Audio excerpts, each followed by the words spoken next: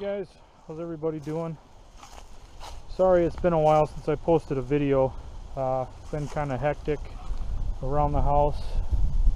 We've had a couple projects come in, a couple projects get started, and we've had some other things happen. So first things first, I got to give a big shout out to Rudy again at Rebuilt Mags, because he helped me out with a snow blower and a little yard trailer that is going to help me around the house here. So I got to do a little work to both of them, and I'll show you guys later on in the video the trailer and the snowblower that I got from him. But big shout out to Rudy, thanks a lot. It's going to help me a lot around the house. So those are a couple of the projects that have been going on.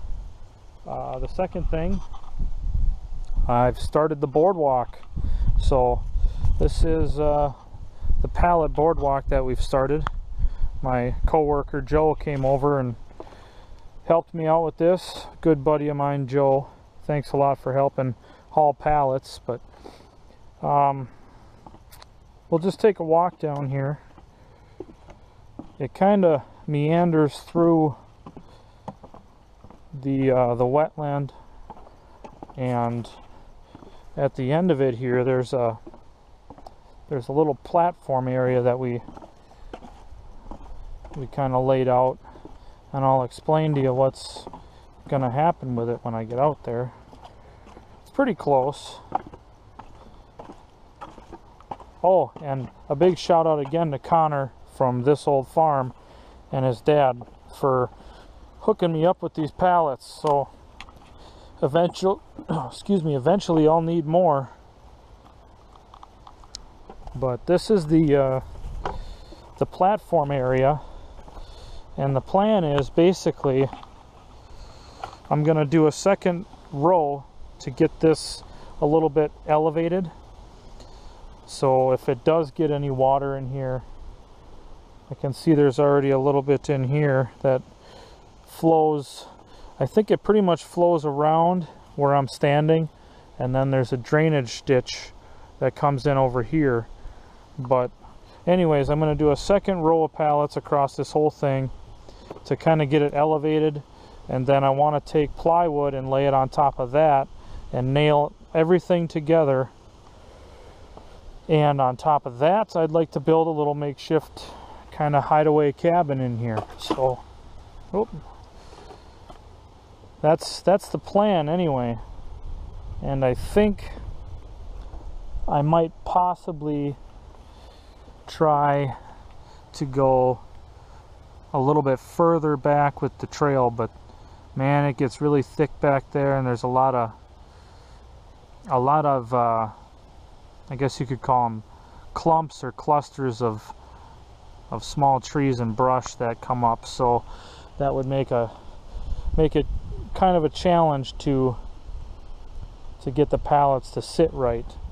So it was a pretty big challenge just getting back this far, you know, with everything that happened with poison ivy and all of that. But when we got this done, we thought, well, shoot, we might as well kind of make a loop.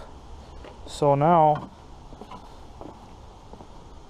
we can get from kind of both ends of the yard, you know, whether it's from the fire pit area or from back where I parked the tractors.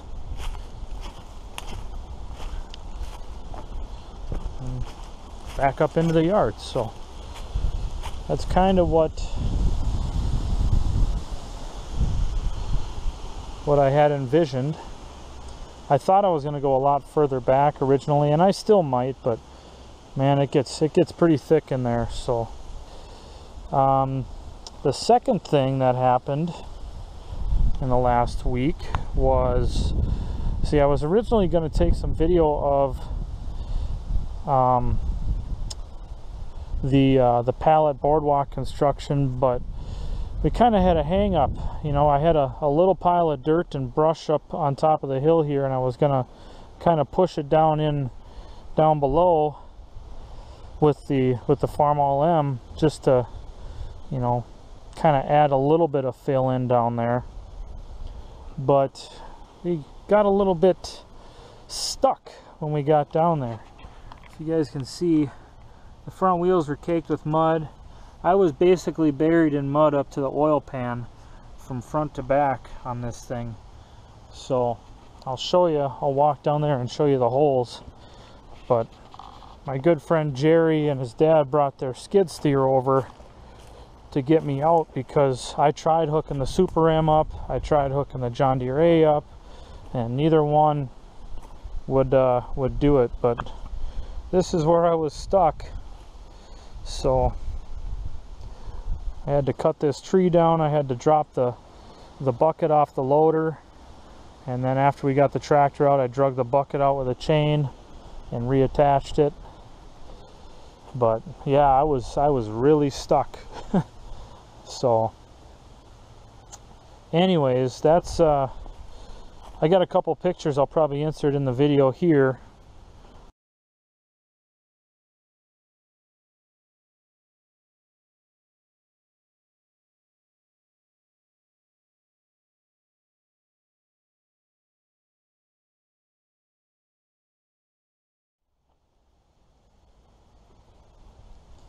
So yeah, I was definitely stuck. And also, as you guys can see, I moved my little storage shed. The gal that lived here before us had it over by the fire pit, way over there. So I thought it'd be better to put it up on the hill here, because in the winter time all the water comes running from the other side of the house down that hill, and it used to settle right in front of the doors, and it would freeze the doors shut. You know, when I moved in, there was 4 inches of ice in front of the doors. So I moved the shed up here on top of the hill, and I think it's a little bit better spot for it, as well as, you know, it's not as much of an eyesore in the backyard if you're sitting around the fire pit enjoying a fire. It's not as, doesn't feel as compact, or it doesn't feel like you're in such close quarters without that shed in there, which is nice. So still waiting to burn the brush. I think I'm going to do that Saturday. We tried to do it this last weekend, but I think everything was still too wet. And yeah, the trailer that I got from Rudy is right here. It's about a 6x8 tilt trailer, and the way this thing tilts is kind of neat. It's got a second coupler on it, so there's a hitch ball underneath here that's welded to the tongue, and that's how it tilts back. But I got to do a little repair work on it. We got to cut this brace out that runs all the way across the trailer. It's welded to the back of the tongue and each side. It's rusted through in a number of spots, so we're going to cut that out and weld in a new one. And then I got to get tires for it and put a deck on it. So I'll probably just do a 2x6 or 2x8 green treated deck. So, and maybe like 12-inch sides. But that's the trailer. And the snowblower that I got is a Montgomery Ward snowblower, and Rudy had it and it lost spark. It did run, but it lost spark, so I gotta probably put points and condenser in it, polish up the magnets on the flywheel and the armature, and I'll probably be able to get it to run pretty easily. But the part I'm stuck on right now is getting the flywheel off so I can get to the points. It's got a goofy recoil clutch on here, and I don't know how to get it off. So if anybody has any ideas on how to pull this recoil clutch so I can get the flywheel off, let me know, because that's all that's holding me up. And then I can order a carb kit and points and condenser, and this thing will probably run. So I'd like to get this thing going for wintertime. So that's the snowblower, the trailer, the boardwalk.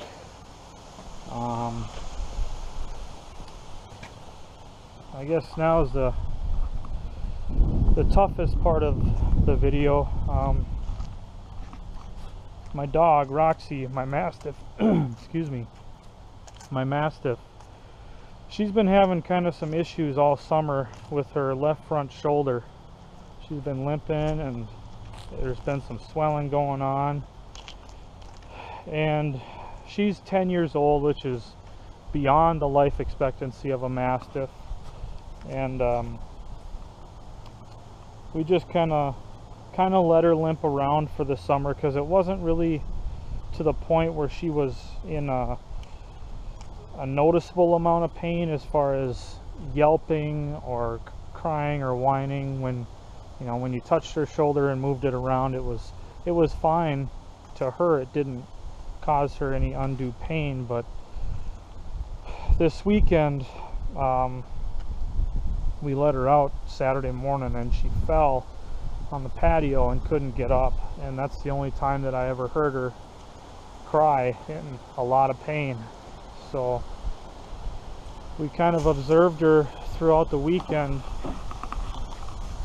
and hoped that things would get better, but she couldn't really walk, and I decided to take her to the vet yesterday and have her looked at, and it turns out she had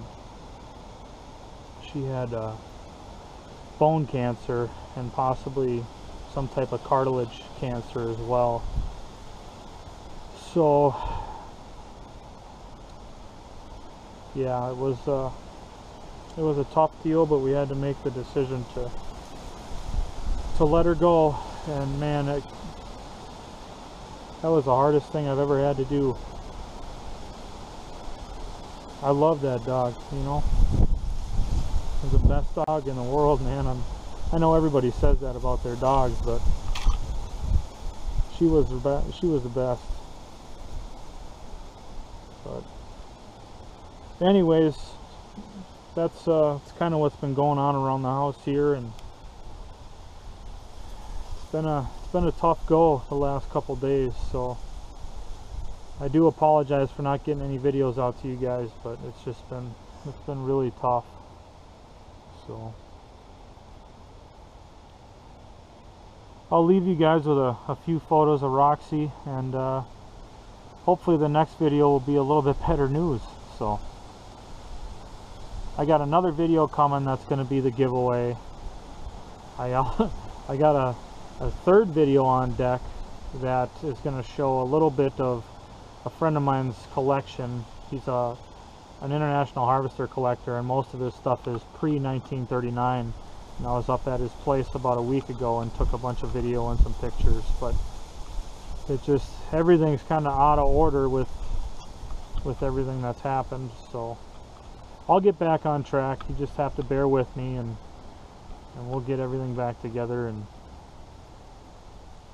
some videos and some giveaways, and it'll be good. Life is good. So appreciate you guys supporting my channel, and always supporting me through all the ups and downs and everything that has been going on. And it's been a wild ride. So just want to let you guys know that I do appreciate everything, all the comments and sharing and supporting, and it's meant a lot. So we've got quite the community of people that we've amassed through this channel of basically me doing tractor wrenching and little household projects. So anyways, here's a few photos of Roxy, and you guys take care. Talk to you later.